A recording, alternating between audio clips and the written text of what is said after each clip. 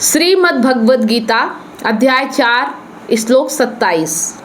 ठीक है, तो आज हम आ चुके हैं अध्याय 4 के श्लोक 27 पर। और जैसा कि हमने देखा कि श्लोक 25 से ही श्री कृष्ण समझा रहे हैं अर्जुन को, मतलब आत्मा को पाने के लिए लोग क्या क्या करते हैं, सत्य को पाने के लिए। तो हमने अभी समझा था कि कुछ लोग देवी देवताओं की पूजा करते हैं, कुछ लोग यज्ञ हवन करते हैं। ठीक है, आगे हमने समझा कि कुछ लोग अपने इंद्रियों को संयमित करते हैं, कुछ लोग हठ योग करते हैं, मन को ही संयमित करते हैं। ठीक है, लेकिन आज के इस श्लोक में बता रहे हैं, देखिए अभी तक जितना भी होता था वो सब लोक धर्म के हिसाब से हम समझ रहे थे कि लोक धर्म में उसका किस तरह से गलत उपयोग किया गया है, मतलब चीज़ें कैसा करना चाहिए था लेकिन लोगों ने उसका क्या छवि बना डाली है। ठीक है, तो आज का भी श्लोक जो है वो इसी चीज़ को बताते हैं, लेकिन आज बताएंगे कि आत्मज्ञान के द्वारा कैसे करना चाहिए। ठीक है, अभी तक तो लोक धर्म के हिसाब से बता रहे थे। अच्छा, तो यहाँ पे क्या बता रहे हैं, अन्य योगी जन समस्त इंद्रियों की, समस्त प्रचेष्टाओं की और प्राण वायु आदि के कर्मों की भी ज्ञान के द्वारा प्रदीप्त आत्म संयम रूप योगाग्नि में आहुति देते हैं।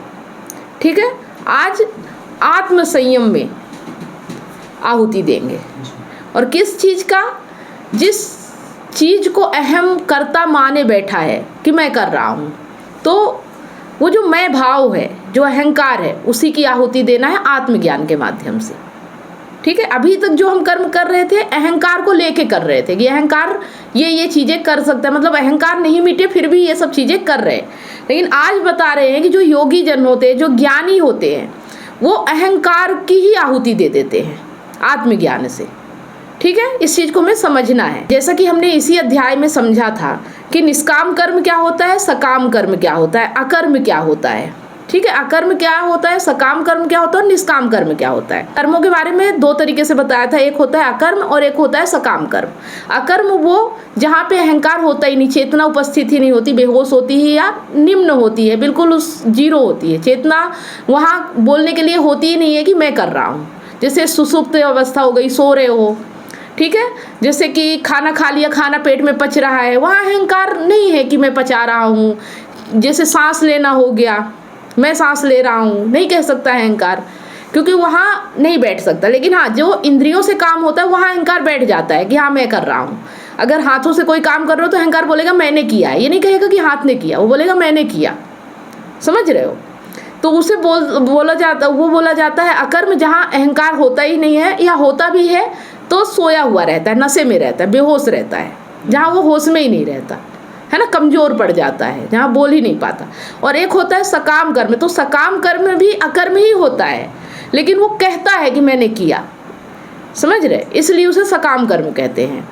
लेकिन जब ज्ञान से ये समझ में आ जाता है कि सब कुछ अपने आप ही हो रहा है, 3 गुणों के कारण ही हो रहा है प्रकृति में, कोई नहीं करने वाला है, जब अहंकार ये समझ जाता है, जब अहंकार देखने लगता है, तो ही निष्कामता आती है, उसे ही निष्काम कर्म कहते हैं। तो वास्तव में कर्म कहाँ होता है, जहाँ निष्काम कर्म होता है। बाकी तो अपने आप हो रहा है ना, जहाँ निष्काम कर्म होता है वही कर्म होता है। ठीक है, तो आज कुछ चीज़ें हैं जिन्हें हमें समझना है कि जैसे मतलब आत्मज्ञान से जो चीज़ें होती हैं, यम और नियम। ठीक है, यम नियम की बातें करेंगे, तो ये भी कहाँ तक सफल होती हैं। अच्छा, ठीक है, ये समझेंगे कि किस हद तक सफल होती है और किस चीज़ से सफल होती है। ठीक है, आज हम जानेंगे यम क्या होता है और नियम क्या होता है। ठीक है, यम का मतलब है जो नहीं करना है और नियम का मतलब है जो करना है। यम कितने होते हैं, नियम कितने होते हैं और कैसे उनको समझे, क्या क्या है वो हम देखते हैं। ठीक है, तो यम में है अहिंसा, सबसे पहला है अहिंसा, मतलब हमें हिंसा नहीं करनी है।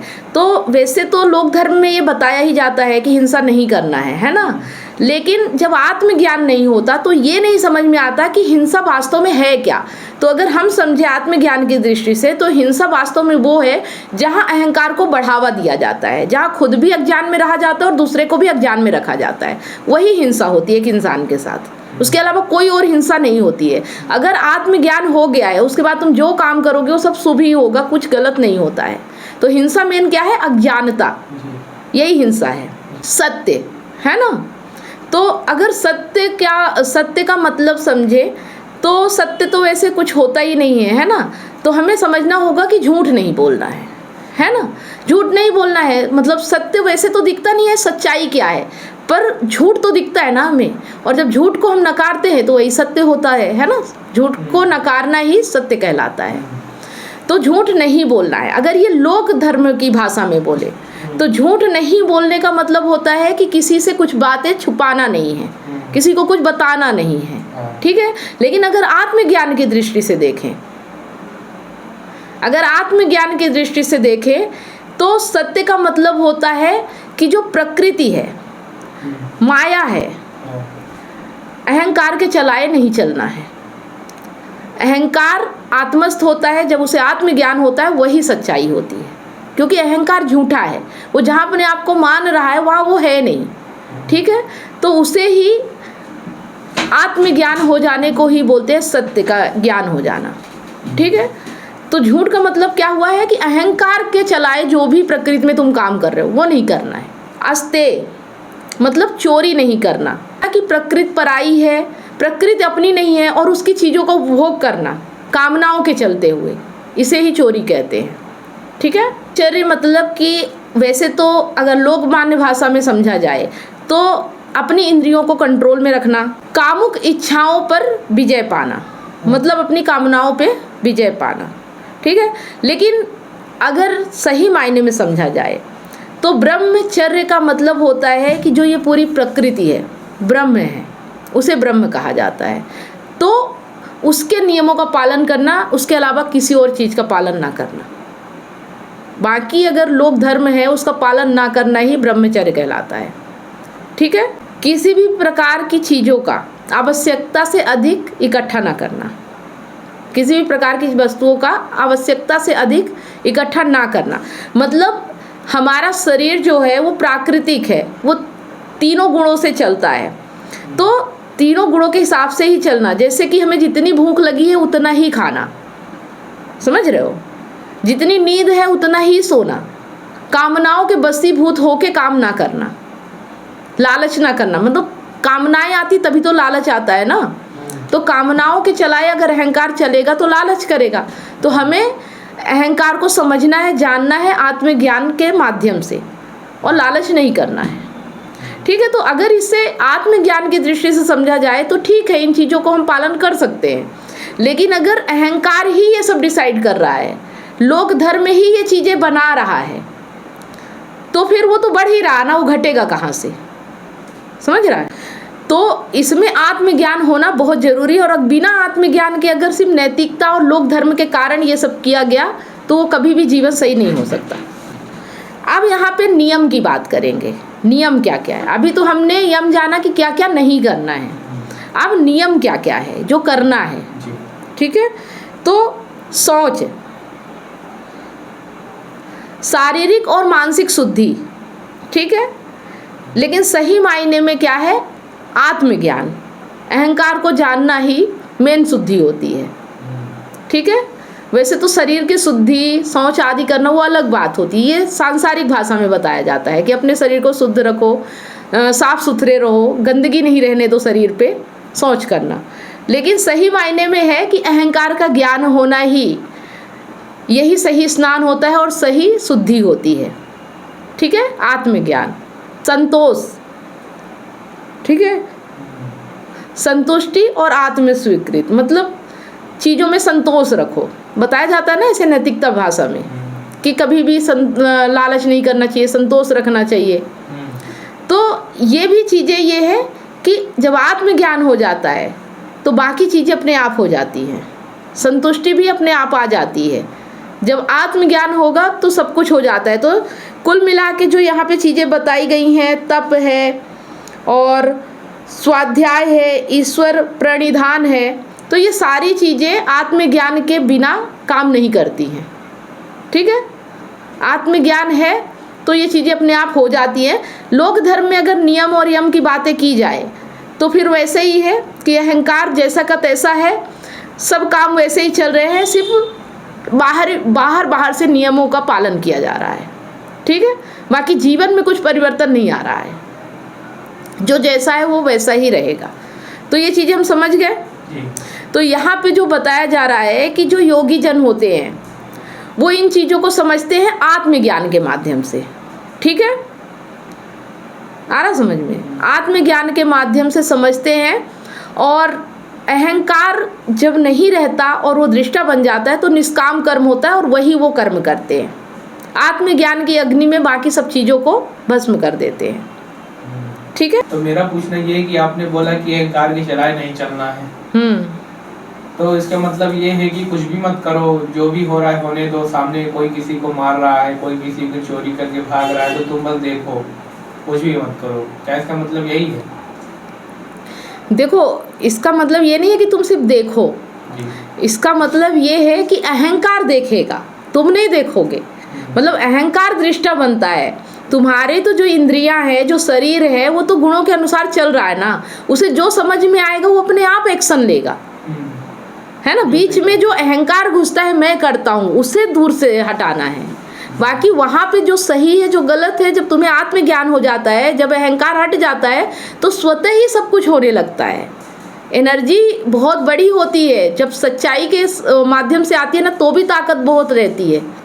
अपने आप अपनी चीज़ें अपने आप स्वतः होने लगती हैं। तुम्हें सोचना नहीं पड़ता, तुम्हें करना नहीं पड़ता, है ना। जिस तरह बुराई हावी होती है, जैसे सकाम कर्म में होता है कि अहंकार होता है, सब कुछ गड़बड़ कर डालता है, इतनी ताकत उसमें हो जाती है।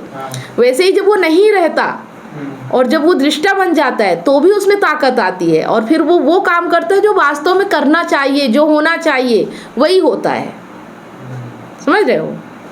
मतलब हमें हमारे शरीर को रोक नहीं देना है, शरीर तो चलेगा, हमें अहंकार को रोकना है। अहंकार अपने आप रुक जाता है जब उसे आत्मज्ञान होता है। उसी को बोलते हैं निष्काम कर्म, जहाँ अहंकार नहीं होता। कर्म तो होगा, निष्कर्म नहीं बोला है, निष्काम कर्म बोला है, मतलब कामना रहित कर्म होगा। फिर वहाँ पे अहंकार कामना नहीं करेगा, वो जो भी करेगा उस स्थिति में, उस समय में जो भी सही होगा बस वही करेगा। ये नहीं कि भविष्य में इसको करने से क्या होगा, मतलब पास्ट में क्या नुकसान हो गया, ये चीज़ें सोच के फिर नहीं करता। आत्मज्ञान का मतलब ही है प्रेजेंट में रहना जी। समझ गए हो? मतलब तुमने देखा, तुम्हारी आंखों ने देखा, आंखों ने अपना काम किया, हाथों ने अपना काम किया, पैरों ने अपना काम किया, शरीर ने अपना काम किया, सब अपने अपने काम के लिए सक्षम है। सबको बताया गया है, सबके पास गुण है कि उन्हें कौन सा काम क्या करना है ना। वहाँ अहंकार घुस जाता है, बस ये फर्क पड़ता है। काम तो अपने आप ही स्वतः ही हो रहा है, हम करने वाले कोई नहीं। हम मत अर्जुन को यही समझा रहे हैं, तुम निमित्त मात्र हो, माध्यम मात्र हो, तुम्हारे माध्यम से हो रहा है, तुम नहीं कर रहे हो, तो सब हो रहा है प्रकृति में।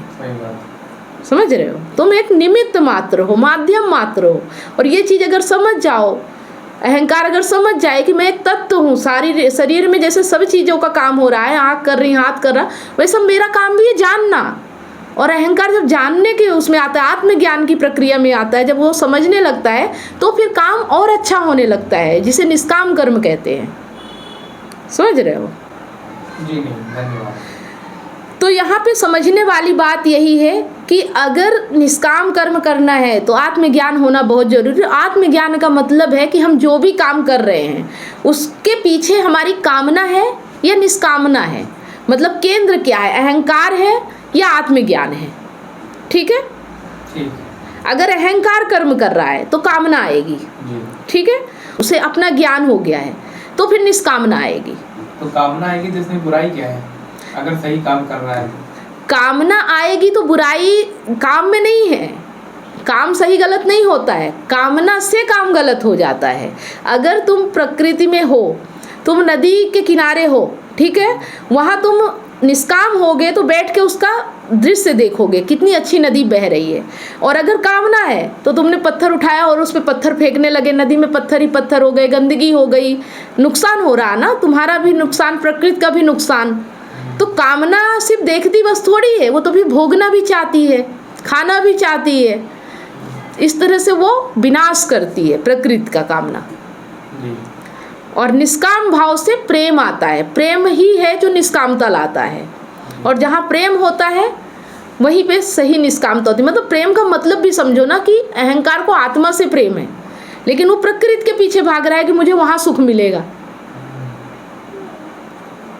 सुख तो उसे मिटने में है, लेकिन वो अपने आप को बढ़ाने में लगा हुआ है, तो दुख ही पा रहा है, खुद भी दुखी है और प्रकृति को भी दुखी कर रहा है। ठीक है, तो शायद आपको समझ में आ चुका है जी। तो इस श्लोक का अर्थ हम समझेंगे और इसके आगे भी अभी इसी टॉपिक पे बात चलेगी, है ना, तो और अच्छे से हम समझेंगे। तो यहाँ पे आज हमने समझा है कि जो काम आत्मज्ञान से किया जाता है वही काम सही होता है और वही काम करना चाहिए। आत्मज्ञान के अभाव में जो काम होता है वहाँ काम कभी भी सही हो ही नहीं सकता, चाहे तुम अपने नज़र में कितना भी सही काम करो। अगर अहंकार करता है तो काम सही हो ही नहीं सकता। अच्छा, ठीक है। ठीक है। तो उम्मीद करती हूँ आप लोगों को ये श्लोक बहुत अच्छे तरीके से समझ में आया होगा। अगर समझ में आया तो कमेंट करके ज़रूर बताएं। अगर कोई सवाल है तो आप सवाल भी कमेंट के माध्यम से कर सकते हैं। वीडियो अच्छा लगा तो लाइक करें, ज़्यादा से ज़्यादा इसे शेयर करें। तब तक आप सभी लोगों को वीडियो अंत तक देखने के लिए बहुत बहुत धन्यवाद।